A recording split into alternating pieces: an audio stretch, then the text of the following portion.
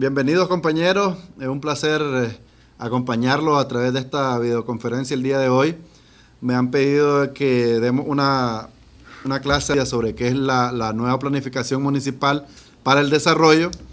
Es importante que comprendamos que este plan que les voy a presentar a continuación no es un plan de respuesta, es una planificación municipal para el desarrollo, en la cual se verán algunos pasos que hemos estado recopilando de experiencias internacionales para poder trabajar planes de desarrollo municipal. Cabe señalar que todos estos componentes de un plan de desarrollo municipal vienen de la estrategia del marco de Sendai para la reducción de riesgo de desastres 2015-2030. Me imagino que todos ustedes ya vieron en las clases anteriores de que son los marcos internacionales, el marco de acción de Hyogo del 2005-2015, y luego cuando cumplió su etapa el marco de acción de Hyogo, se actualizó con el marco de Sendai para la reducción de riesgo de desastre 2015-2030, que se celebró en la ciudad de Sendai, prefectura de Miyagi, Japón, y participaron más de 6.000 personas, aproximadamente de 180 países. Y este documento es el documento que nos dice los lineamientos de trabajo a seguir para la gestión de riesgo de desastre a nivel internacional. Conforme a ello, nosotros tenemos metas globales del marco de acción de Sendai, que las principales metas son de que todos los países contemos con acceso a la información, que exista cooperación internacional y que todos los países tengan estrategias nacionales y locales para la reducción del riesgo de desastre. Con estas tres metas internas, nosotros vamos a lograr de que no existan muertes, de que no tengamos víctimas de desastres y que los daños causados por los desastres, principalmente a las estructuras de salud y educación, sean mínimas y no tengamos pérdidas económicas que lamentar en el futuro. Con esto, la meta urgente del marco de Sendai es incrementar considerablemente el número de países que cuenten con estrategias de reducción de riesgo de desastre a nivel nacional y local para el año 2020 y lograr las otras metas hasta el año 2030 basándose en la estrategia formulada desde el año 2015 y este año 2020.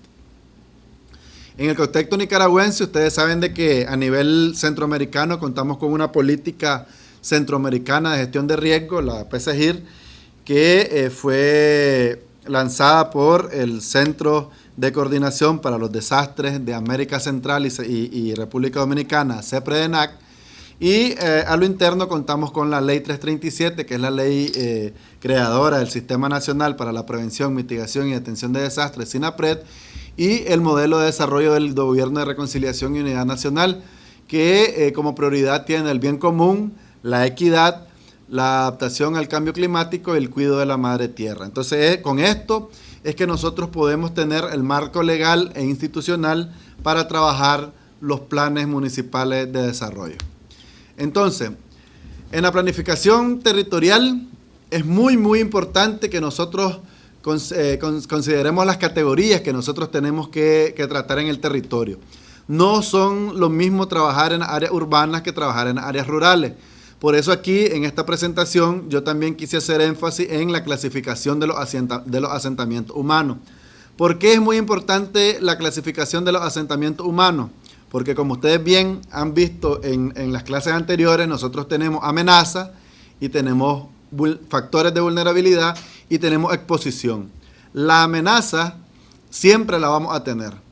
La mayoría de fenómenos naturales son procesos internos de la Tierra que siempre los vamos a tener ahí. Siempre vamos a tener sismos, siempre vamos a tener incendios, siempre vamos a tener eventos hidrometeorológicos que pongan en riesgo nuestra vida.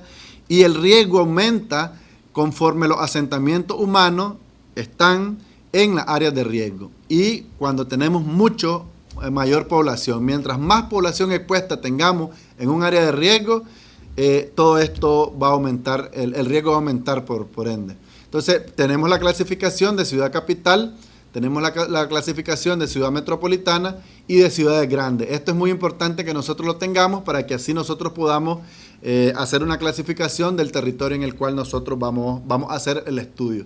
Lo más importante primero para poder hacer una planificación municipal es conocer dónde estamos, conocer nuestro municipio adecuadamente. Entonces les quiero comentar que este documento se hizo tomando en cuenta estrategias nacionales, pero también estrategias internacionales, y se adaptó a 8 pasos principales. 8 pasos prácticos para la planificación municipal para el desarrollo. Entonces, ¿qué vamos a ver en esta videoconferencia? Vamos a ver y explicar los 8 pasos adecuados para hacer la planificación municipal para el desarrollo, principalmente uno por uno. Lo primero que tenemos que hacer, este es como un paso cero, es lo que yo les decía anteriormente. Antes de iniciar con la implementación de cualquier estrategia, cualquier plan, lo más importante es poder conocer nuestro territorio. Nosotros debemos de conocer dónde estamos ubicados, qué tipo de asentamientos humanos tenemos, qué tipo de actividades económicas, qué tipo de características físico-naturales tenemos en nuestro territorio para poder iniciar a hacer un plan de desarrollo municipal. Lo primero, este es el paso cero. Y cuando conocemos esto, nosotros nos tenemos que preguntar ¿qué es el territorio? Siempre escuchamos hablar nuestro territorio, pero en realidad, ¿qué significa el territorio? Bueno, el territorio es más que un espacio físico, un espacio geográfico multidimensional, donde ocurren y confluyen todas las dinámicas y relaciones naturales, sociales, económicas, culturales, políticas e ideológicas del territorio formado por un sistema altamente complejo. Como les decía anteriormente, cada territorio tiene características sociales, económicas, culturales, políticas, ideológicas, naturales, diferentes. Es por ello que los planes que nosotros hagamos tienen que estar enfocados a las características físico-naturales de cada uno de nuestros territorios. Es por ello que antes de iniciar cualquier plan nosotros debemos de comprender adecuadamente nuestro territorio, conocer adecuadamente nuestro territorio. ¿Cómo conocemos nuestro territorio? Nosotros tenemos que hacer lo que todos ustedes han hecho en las clases anteriores, un diagnóstico de nuestro territorio. ¿Y qué nos interesa conocer? Conocer principalmente nuestro territorio.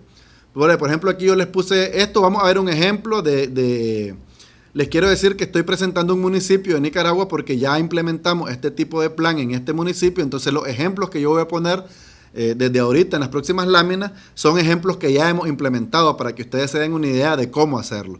En este caso es el municipio de Nagarota en el departamento de León. Aquí en esta lámina que ustedes miran es el ejemplo de conociendo nuestro territorio. Básicamente decimos el municipio, el departamento, a qué distancia está de la capital, su latitud y longitud, su extensión territorial. Es muy importante que conozcamos cuántos barrios tenemos, o sea, conocer qué población tenemos en el área urbana y cuántas comunidades, o sea, conocer también cuánta es la población que tenemos en la parte rural. De todo esto, sacar cuál es la población total, cuántas personas hay entre rural y urbano. Y de esto también es muy, muy importante que conozcamos cuántos son mujeres y cuántos son hombres. Su densidad poblacional, número de viviendas y los equipamientos principales. ¿Cuáles son aquellas instalaciones principales que nosotros tenemos que reconocer en nuestro territorio? Centro educativo, centro hospitalario, iglesia, estaciones de bomberos, Cruz Roja, puertos de distribución de combustible, distribución eléctrica, etcétera, etcétera. Toda aquella instalación esencial que nos sirva a nosotros para vivir adecuadamente. Y además es muy importante que muchos de ustedes la conocen, que son las tablas multiamenaza que hemos estado trabajando durante algunos años en el SINAPRED con los compañeros de gestión de riesgo de cada uno de los municipios, identificar la población del municipio, el total de vivienda, el total de familias, el total de personas, tanto urbano y rural. Y muy importante que dentro de esas personas expuestas, identifiquemos a aquellas personas que pertenecen a los grupos más vulnerables. Ahora, es muy importante conocer de que todos nosotros somos vulnerables. Todos nosotros estamos expuestos a una o varias amenazas. Todos estamos expuestos, todos somos vulnerables. Pero según la Estrategia Internacional de Gestión de Riesgo y según las políticas internacionales, existen grupos más vulnerables, existen grupos de personas que se encuentran en un área más vulnerable o son más vulnerables a recibir un impacto o daños causados por un desastre, y estos son personas de tercera edad, personas con algún tipo de discapacidad, niños menores de 5 años y mujer embarazada. Estos grupos más vulnerables en nuestros planes de respuestas tienen que ser los grupos de prioridad para atender a la hora de una emergencia. Entonces, conociendo el territorio, nos vamos al paso 1. El paso 1 es confirmar los riesgos.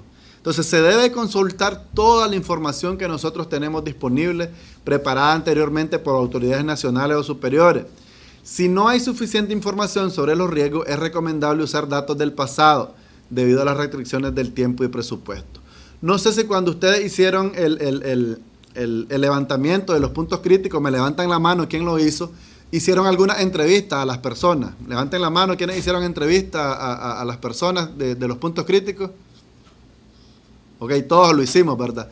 ¿Para qué creen ustedes que es importante hacer entrevistas a las personas? Porque son los pobladores de cada punto crítico, los pobladores de cada área de amenaza, los que conocen adecuadamente su territorio. Entonces, conociendo las dinámicas de la población, es como nosotros nos damos cuenta cómo se comporta el territorio adecuadamente. Y la parte histórica. Es muy, muy importante que nosotros tengamos datos de emergencias pasadas, de mapa base, etcétera, etcétera.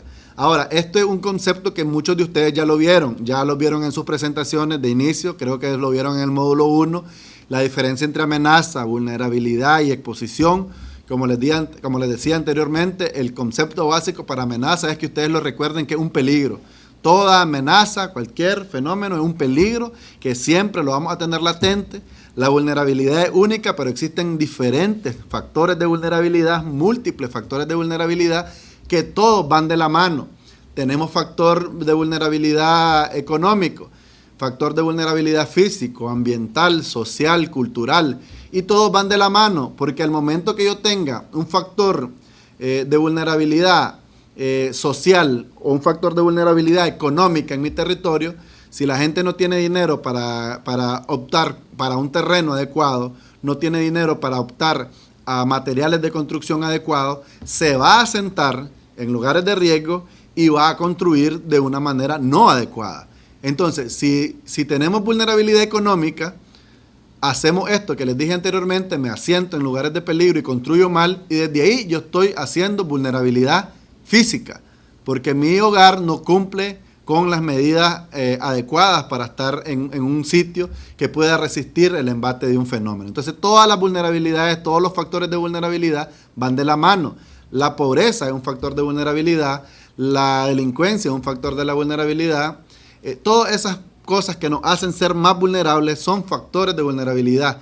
Mientras nosotros no trabajemos en reducir la vulnerabilidad, no vamos a reducir el riesgo. Jamás nosotros vamos a poder quitar un fenómeno natural de nuestro planeta. No podemos echarle agua a un volcán para que deje de hacer erupción volcánica. No podemos evitar de que las placas tectónicas se sigan moviendo en nuestro planeta. Es una dinámica interna de nuestro planeta, por lo cual siempre van a estar en constante movimiento, y mientras tengamos el movimiento de las placas tectónicas vamos a tener erupciones volcánicas, vamos a tener sismos. Nosotros no podemos hacer nada para evitar ello.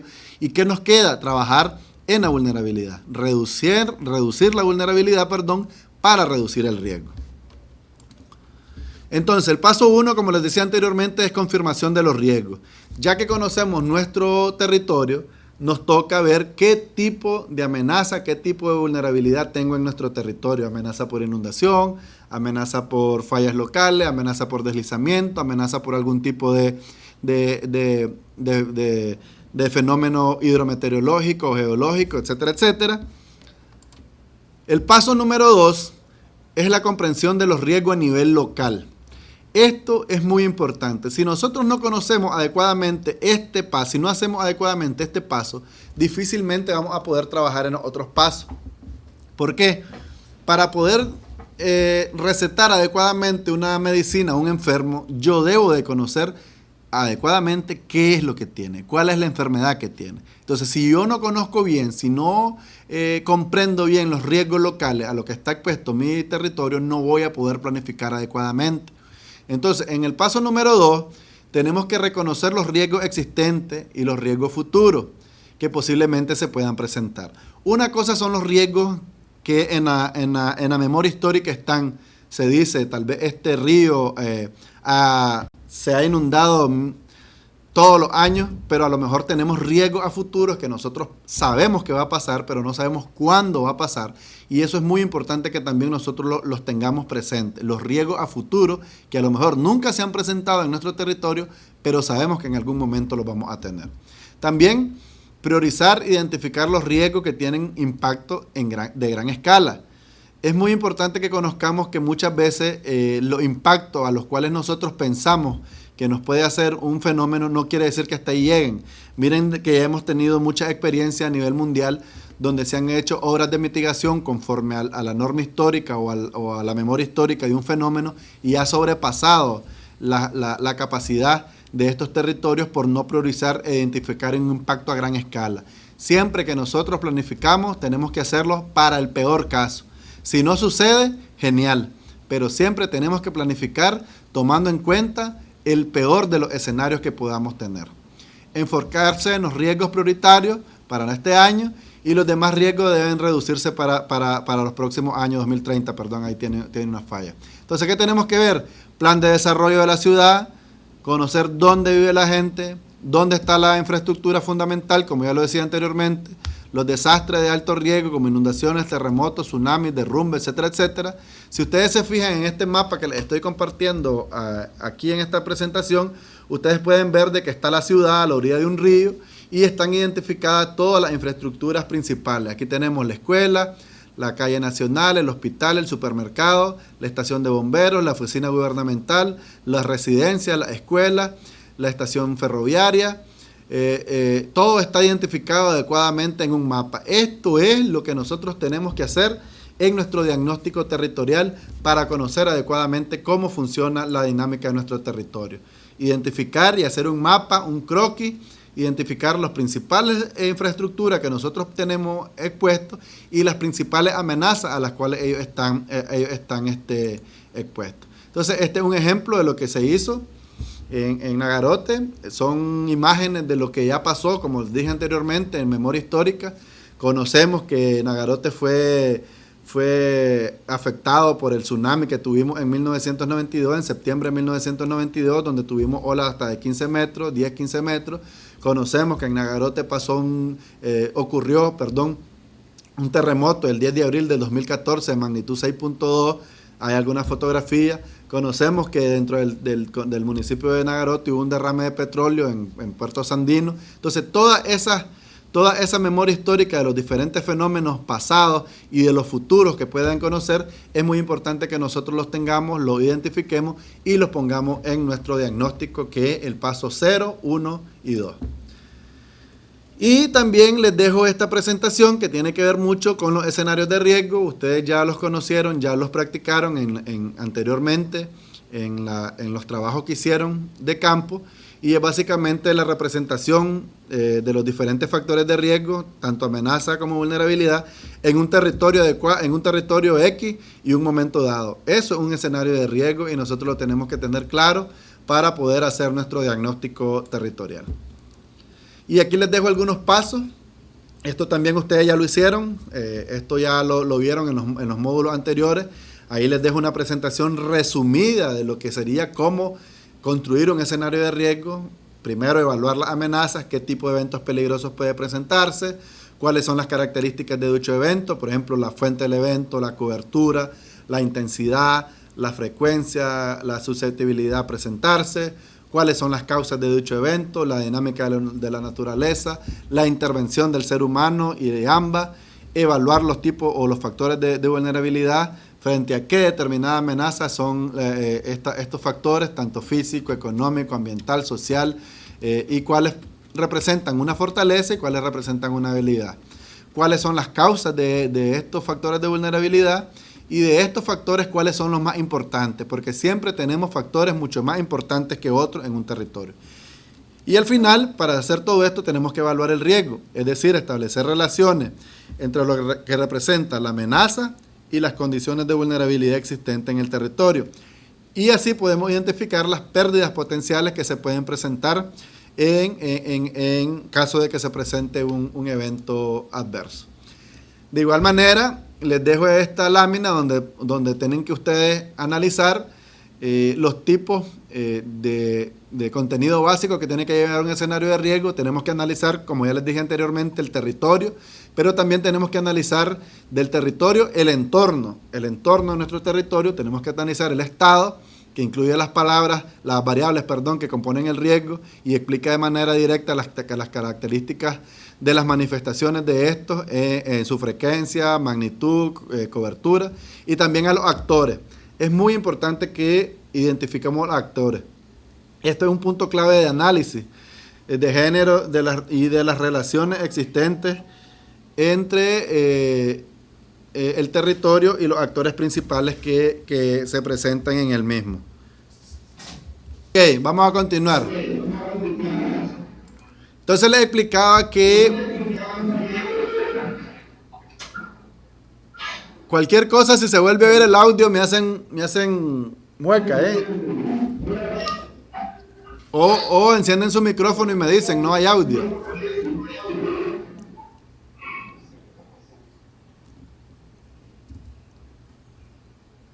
¿Listo? Apaguen su micrófono entonces. Ok. Como les comentaba anteriormente, antes de que se nos fuera nuestro audio y tuviéramos problemas técnicos, es muy importante que además de identificar en el territorio las áreas, en el escenario de riesgo, además de identificar el territorio, es muy importante que identifiquemos los actores, el entorno y los estados, y el estado. Ahí les voy a dejar esa diapositiva para que la estudien y vamos a avanzar porque tenemos poco tiempo. El paso número 3 tiene que ver con la confirmación de las medidas de reducción de riesgo de desastre por las autoridades nacionales y superiores. Una vez que nosotros hemos identificado las características de nuestro territorio, ya identificamos nuestros factores de vulnerabilidad, ya identificamos los principales fenómenos naturales o antrópicos que puedan presentar peligro para el territorio y puedan convertirse en un desastre, ya identificamos los niveles de exposición de la población, nos toca consultar qué tipo de desastre existe o ha existido anteriormente, si existen planes urbanos o si existe algún plan desarrollado por los gobiernos nacionales para hacer algún tipo de medida de mitigación. Entonces, es importante, como ustedes pueden ver en este slide, de que si ya tenemos identificado las diferentes amenazas de nuestro territorio, proponer algún tipo de medida de reducción de riesgo de desastre. Y más adelante vamos a ver qué tipo de medidas podemos proponer. Por ejemplo, en el caso de Nagarote, ¿qué se proponía? Por ejemplo, la número 1, mejoramiento vial.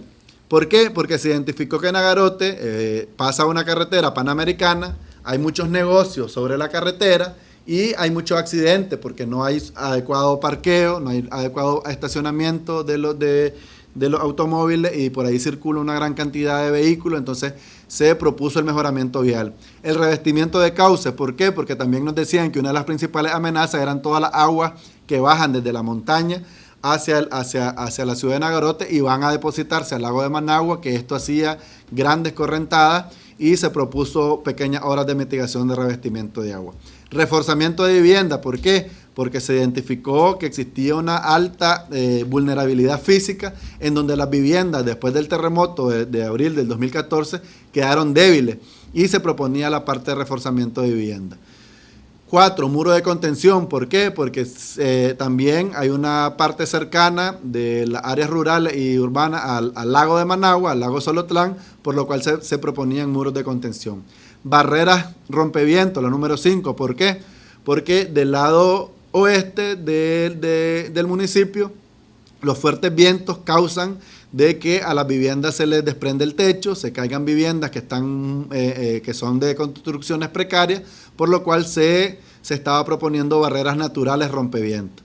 El reordenamiento territorial, esto es muy importante porque ya muchas de las ciudades que nosotros tenemos han crecido de manera no ordenada, no planificada, y existe un ordenamiento territorial cuando yo planificación territorial cuando yo planifico y ordeno, y hay un reordenamiento territorial cuando yo ya tengo listo todo, pero puedo hacer algunas mejoras para de que principalmente el uso de suelo sea adecuado. Todos ustedes conocen de que hay restricciones en el uso de suelo. No puede haber una cantina enfrente de una iglesia, no puede haber una cantina enfrente o al lado de un colegio, no puede existir una gasolinera a la par de un hospital, pero eso siempre lo vamos a encontrar en nuestro territorio, ¿verdad? Siempre vamos a encontrar usos de suelos no adecuados para el tipo o el lugar donde están ubicados. Vamos a encontrar incluso venta de gas a la par de comiderías, cuando puede existir alguna explosión de que cause una gran explosión e incendio. O sea, eso se llama incompatibilidad de uso de suelo, para que todos ustedes lo conozcan y lo apunten. Eso se llama incompatibilidad de uso de suelo. Y eso es una de las cosas que nosotros también tenemos que identificar en nuestro territorio. ¿Cuáles son esas infraestructuras que no cumplen adecuadamente con el uso de suelo para lo que han sido diseñadas o lo que deberían de ser? La conservación de suelo y agua es la medida número 7, y la recuperación del patrimonio histórico, porque en este municipio existen algunas infraestructuras de la colonia que es muy importante recuperar este patrimonio histórico nacional e internacional. Paso número 4.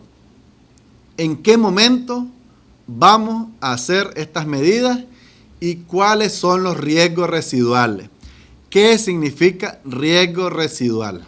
Ok, el riesgo residual es el riesgo que permanece aún después de haber implementado todas las medidas de reducción de riesgo que yo pueda implementar en mi territorio. Es muy importante saber que el riesgo residual cambiará cuando se implementen las medidas estructurales y no estructurales en el futuro, debido a que todos los planes pueden ser revisados para que cumplan las condiciones modificadas. ¿Pero qué significa? Aún, y me voy a regresar a la diapositiva anterior, aún cuando yo haga reforzamiento de viviendas, me queda un riesgo residual que esas viviendas no soporten un sismo de gran magnitud. Aún cuando yo haga barreras rompevientos, me queda un riesgo residual que esas barreras no soporten un viento de gran magnitud y siempre tenga colapso de techo o colapso de vivienda. Aún cuando yo haga revestimiento de cauce, siempre queda un riesgo residual que llueva mucho más de lo que siempre ha llovido en un territorio que ya ha pasado muchas veces por estos cambios climáticos que hay, y las lluvias sean de mayor magnitud, y aún con el revestimiento de cauce yo tenga inundaciones. Ese es el riesgo residual, el riesgo que yo tengo aún cuando yo implemente todas las medidas de reducción de riesgo de desastre que yo pueda hacer, o como nosotros las conocemos, medidas o obras de mitigación.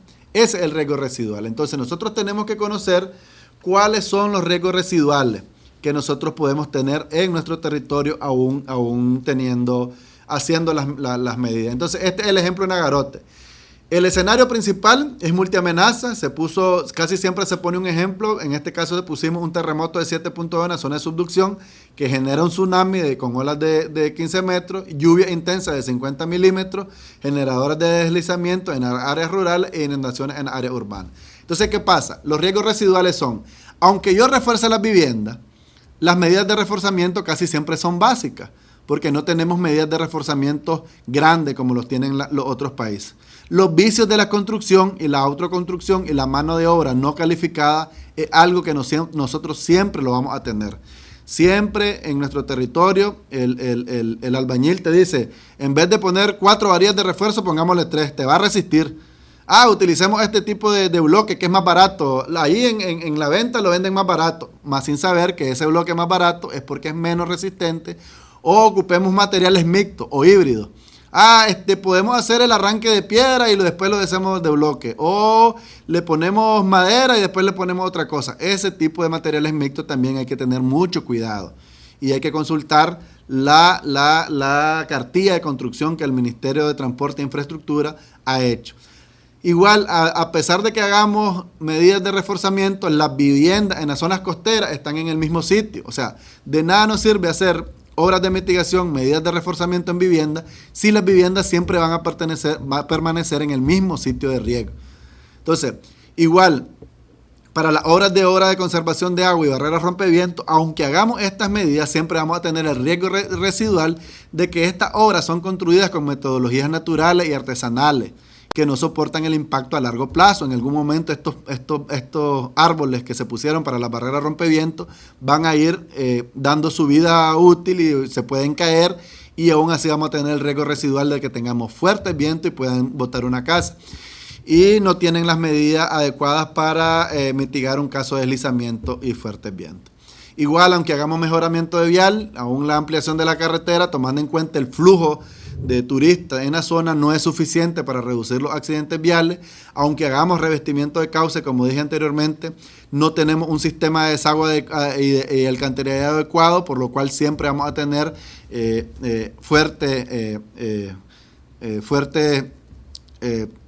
escorrentías, aunque hagamos muros de contención. Se han propuesto muros de contención, pero solo como obras de mitigación temporal a corto plazo, pero no para marejadas grandes que se pueden presentar. Entonces, aquí les pongo para cada ejemplo que les puse anteriormente, en el paso número 3, que es el identificar las medidas de mitigación. En el paso 4 les puse los ejemplos de cuáles serían los riesgos residuales para cada una de las medidas. Si hago medida de revestimiento vial, ¿cuál es el riesgo residual que me queda de eso? Si hago medida de reforzamiento de vivienda, ¿cuál es el riesgo residual que me queda de eso? Hasta el momento quiero saber si se entendió el paso número 1, el paso número 2, el paso número 3 y el paso número 4, que es principal de riesgo residual. Si se entendió, por favor levanten la mano, si no hacemos un corte para regresarnos y seguir. O encienden el micrófono y me dicen si se entendió. Pues voy un poco rápido por el tiempo, porque tampoco quiero abusar de su hora de almuerzo, pero quiero que quede claro los pasos a seguir. ¿Se entendió? Ok. Vamos a continuar entonces porque nos hacen falta 4 pasos más. El paso número 5 se dice consideración de las medidas de reducción de riesgos residuales. Ok. Entonces vamos a considerar las medidas de riesgos residuales, pero buscar una mejor consideración entre las medidas estructurales y no estructurales. ¿Qué quiere decir? Que hay medidas estructurales, pero hay medidas no estructurales. Y esto nosotros las tenemos que identificar. Las medidas estructurales casi siempre tienen que ver con todo lo que es construcción. Obras de mitigación, reforzamiento de vivienda, etcétera, etcétera. Y las medidas no estructurales casi siempre tienen que ver con la parte preparativa, preventiva, capacitaciones, organización comunitaria, etcétera, etcétera. Algo que no se percibe en una infraestructura. Entonces, el paso número 5 es que nosotros podamos identificar esta lista que nosotros le estoy poniendo aquí, posibles medidas de reducción de riesgo para inundaciones, y aquí tenemos una lista de lo que son las medidas estructurales y de lo que son las medidas no estructurales. Ahí les queda un ejemplo claro. Ahí les queda un ejemplo claro de lo que son las medidas estructurales y las medidas no estructurales para que ustedes las tengan adecuadamente. Entonces, en el ejemplo, ustedes pueden hacer una tablita donde, este es el ejemplo igual de Nagarote, ahí hicieron una tablita donde identifican quiénes son los principales actores que harían estas medidas y cuáles son las medidas principales. Por ejemplo, en las medidas estructurales, la construcción del muro, proyectos de construcción de viviendas con sistemas sismo resistentes, y cabe señalar que he escuchado y he visto que muchos ponen antisísmica. No existe la palabra antisísmica, no existen construcciones antisísmicas. Ninguna construcción puede evitar que haya un sismo, por lo cual no es antisísmica. La palabra correcta es sismo resistente, o sea que puede resistir un sismo. Diseño de construcción de sistemas de mitigación, desvío de desagües naturales, ampliación de la carretera, etcétera, etcétera. Pero también tenemos medidas no estructurales. ¿Cuáles pueden ser esas medidas no estructurales? La realización de los diagnósticos completos, plan de uso de suelo, capacitación en técnicas profesionales a albañiles y maestros de obra, revisión y adaptación del Reglamento Nacional de la Construcción, reapertura y continuidad de oficinas de construcciones seguras, etcétera, etcétera. Entonces, como ustedes pueden ver, toda la parte de medidas estructurales tiene que ver con la parte de construcción, proyectos, diseño, desvío, ampliaciones, etcétera, etcétera. y todas las partes de medidas no estructurales tienen que ver con la parte preventiva de capacitaciones, realizar diagnósticos, realizar planes, realizar revisiones, reapertura, etcétera, etcétera. Entonces, una vez que tenemos eso, vamos a desarrollar el plan con las medidas prioritarias. Hicimos una lista de todas las medidas estructurales y no estructurales. Y aquí en el paso número 5 pudimos ver todas las medidas que tenemos anteriormente en el ejemplo internacional y en el ejemplo nacional. Pero de esas nosotros tenemos que tener una tabla con las medidas prioritarias que tenemos que hacer en un plan local para mínimo corto plazo. Entonces, de todas las que teníamos anteriormente, ¿cuál es la principal o cuál es la que nosotros podemos hacer inmediatamente con financiamiento interno? Y tenemos que poner cuáles son los actores principales que lo harían. Entonces, de todas las que se pusieron, de las medidas estructurales, ¿cuáles podríamos hacer dentro de un corto plazo? Hablando de 3 años, el desvío de desagües naturales y ampliación del revestimiento adecuado de los mismos con sistemas de drenaje y alcantarilla. Se ponen los actores. ¿Cuál sería la otra? En segundo plano, obras de preparación de cinturón verde. ¿Cuál sería la otra a más largo plazo? Sistema de monitoreo de amenazas por inundación, etcétera, etcétera. Entonces, aquí igual en este slide les queda un ejemplo de lo que ustedes pueden hacer. Ya una vez que en el paso número 5 identifican y proponen las diferentes medidas de reducción de riesgo, identificar cuáles pueden ser las medidas prioritarias para hacer en corto y mediano plazo. Como ustedes pueden ver, aquí les pongo los ejemplos, tanto para las medidas de inundación y deslizamiento, medidas estructurales, como igual los tipos de inundación y deslizamiento con las medidas no estructurales. Ahí les queda un ejemplo en el paso número 6. ¿Cuál sería el paso número 7? Un paso muy, muy importante. Ya supe los tipos de amenazas y vulnerabilidad que tengo en mi territorio, propuse un sinnúmero de medidas de reducción de riesgo de desastre.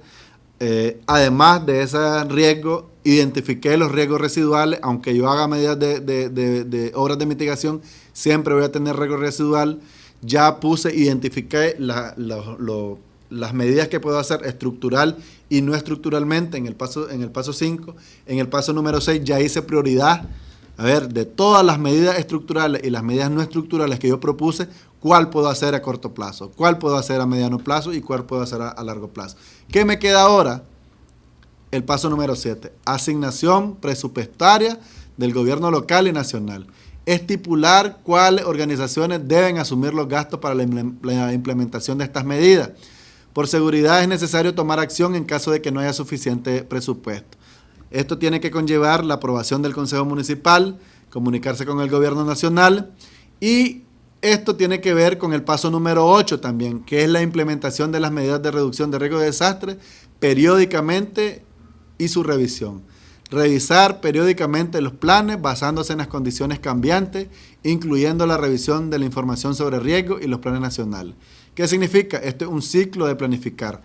Este es un ciclo que nosotros lo podemos ver. Este es el paso número 7 que se hizo para el municipio de Nagarote, y aquí lo dice estipulado exactamente. Esto les va a quedar a ustedes, esto lo pueden tomar de ejemplo. Esto se estipuló según los diferentes marcos legales que tenemos. Por ejemplo, a nivel nacional, el artículo número 12 de la ley 337 crea el Fondo Nacional para Desastre como un fondo para actuar frente a riesgo inminente o situaciones de desastre. Este fondo es anual, solamente para la respuesta, y acumulativo. A nivel departamental, el gobierno central designa presupuesto a los comités departamentales, CODEPRED, para el apoyo a las municipalidades en actividades de prevención y atención de desastres. A nivel municipal, el gobierno central, a través del Instituto Nicaragüense, Fomento Municipal, INIFON, etcétera, etcétera. A nivel institucional, el artículo 8 de la ley 37 ordena que cada institución del Estado incluya dentro de su propio presupuesto anual la designación necesaria para las tareas que competen en prevención, mitigación y atención de desastres. Y abajo un ejemplo: el municipio responde por su cuenta ante cualquier evento. Si sobrepasa su capacidad de respuesta, solicita el apoyo al nivel departamental y a su vez al nivel nacional. Eso todos ustedes lo saben. INIFON realiza reuniones periódicas para pedir cuenta de los gastos realizados. El SINAPRED es el encargado de conseguir financiamiento para el apoyo a los territorios a través de cooperación externa, organismos no gubernamentales, empresas privadas, etcétera, etcétera. Este ejemplo les va a quedar a ustedes. Esta presentación yo se la voy a hacer llegar al compañero José Dolores y al compañero Bernardino Bermúdez para que cada uno lo tenga y la pueda consultar adecuadamente en cualquier momento. Y el paso número 8, una vez que se tenga todo completo, es muy importante presentar este plan a las autoridades nacionales. Esto no se puede quedar ahí. Todo esto tiene que ser presentado, validado y presentado a las autoridades. Se tiene que presentar para que sea validado. Presentarse a las autoridades, pero también a la comunidad. Clasificar y priorizar las medidas. Tiene que haber una estrategia de implementación, porque no vale solamente tener el plan y tenerlo engavetado y tenerlo ahí, un documento listo, sino que tiene que haber una estrategia para poder implementar este plan. Presentarse a las partes interesadas. ¿Quiénes son las partes interesadas? Cuando nosotros tenemos cooperantes, los cooperantes quieren ver de que nosotros le digamos qué queremos hacer. Y si nosotros no tenemos un plan de este tipo para los cooperantes, es muy difícil conocer qué podemos hacer. Pero si llega un cooperante a nuestro territorio y nosotros le ponemos sobre la mesa, aquí está nuestro plan de desarrollo municipal, ahí aparecen todas las prioridades que nosotros hemos identificado y ahí está listo lo que nosotros podemos hacer. Fácilmente el cooperante se puede dar cuenta qué necesitamos, cómo lo necesitamos y de cuánto estamos hablando. La implementación de las actividades del plan, el monitoreo y seguimiento, si estamos cumpliendo adecuadamente con este plan, las evaluaciones intermedias, tiene que haber una evaluación a mitad de tiempo cuando nosotros lo propongamos, si a corto plazo o mediano plazo, tiene que haber una evaluación intermedia y una evaluación final que hicimos mal, y de esta evaluación sacar las lecciones aprendidas y las buenas prácticas. Para ello también se puede hacer un foro de presentación de documentos y presentar qué hicimos mal, qué nos faltó, qué podemos mejorar para los próximos años. Y luego presentar partes interesadas, en este caso era todas las instituciones miembros del Sistema Nacional, Marena, INETER, MINED, MTI, el MAC, y siempre a través de la coordinación directa del Sistema Nacional de Prevención, Mitigación y Atención de Desastres. También, ya sé que en los primeros módulos, ustedes estuvieron viendo todo el marco jurídico de lo que ha sido la gestión de riesgo nacional, pero también les dejo todo este marco jurídico para que ustedes sepan de dónde también sale todo esto que he hablado, porque todo lo que les he dicho anteriormente no es que salió de mi cabeza, sino que ha sido un trabajo que se ha hecho conforme a las diferentes lecciones aprendidas, tanto nacional como internacionalmente, pero existe también marco jurídico que aquí ustedes lo pueden ir consultando para todo lo que hemos hablado anteriormente. Y de igual, les dejo una presentación sobre lo que es el ciclo de desastre. Esto también ustedes es muy fácil que lo entiendan. Lo que es el riesgo existente, ¿se acuerdan que anteriormente les expliqué que existe un riesgo existente, pero también un riesgo futuro? Más que todo, desde la diapositiva número 34 hasta la número 40, es más que todo conceptos de lo que yo dije anteriormente. Si ustedes no entienden algún tipo de concepto, por aquí se los dejo en estas otras presentaciones, y también algunos ejemplos de lo que son los riesgos urbanos, para que ustedes se imaginen para qué se ocupa los planes de desarrollo y los planes de desarrollo municipal y la planificación territorial. Miren, compañeros, la planificación territorial para nosotros tiene que ser una prioridad. Y miren esos dos ejemplos que yo puse. Hay muchos ejemplos nacionales, pero les quise también poner ejemplos internacionales. Miran, ¿verdad? ¿Todos miran la presentación? Levanten la mano. Ok. El primer ejemplo es en Santa Tecla, El Salvador, en el 2001. Miren, ¿qué pasa si yo empiezo a despalar, empiezo a quitarle la base a una montaña que ya de por sí era una montaña que tenía susceptibilidad a deslizamiento? Si ustedes se fijan, esta es una montaña que queda en la ciudad de Santa Tecla y empezaron a construir un sinnúmero de viviendas en la falda de este cerro. ¿Qué pasa? Si yo tengo una montaña, un cerro, esta tiene la figura perfecta arquitectónica e ingenierilmente, que es la pirámide. La pirámide cuenta con una base de 4 lados y su forma va hacia arriba, hacia una punta. Esta figura, esta pirámide es una de las formas arquitectónicas e ingenieril más resistentes, porque tiene una base sólida. Y entonces, ¿qué pasa si yo debilito la base de la pirámide? Va a quedarme fácilmente para que haya un deslizamiento. Esto pasó para el terremoto de El Salvador. ¿Qué pasó? Que simplemente la pirámide o la montaña se dio y hizo un deslave que sepultó a todas estas personas que vivían aquí. Vámonos al otro ejemplo. Fácilmente ustedes pueden identificar que por aquí pasaba una falla sísmica. Si ustedes pueden ver, esto es en Ciudad de Ángel, Tegucigalpa, Honduras, en 2014. Estas casas, que son casas de $80,000, ya estaban todas vendidas, pero no estaban habitadas. ¿Qué pasó? No se habían terminado de cruzar las personas cuando hubo un temblor, un sismo en Tegucigalpa y la falla se dio. La falla lo que hizo fue que tuvo un efecto dominó y todas las casas empezaron a caer una encima de otra. Para que sepan, eso que les expliqué ahorita de los ejemplos internacionales la pueden encontrar en la diapositiva 37. Ahorita que yo le comparta a Bernardino la presentación, la pueden estudiar bien. Al final les voy a dejar mi contacto. Si no, se lo pueden pedir también a José Dolores o Bernardino. Cualquier pregunta que ustedes tengan acerca de la presentación, ustedes me la pueden hacer a través del WhatsApp o me escriben al correo y podemos apoyar. Como ya dije anteriormente, esta presentación yo se la voy a dejar a los compañeros para que ustedes la conozcan, para que ustedes la lean adecuadamente, la tengan en sus manos, y cualquier consulta pues se la pueden hacer a los compañeros o me la pueden hacer directamente a mí.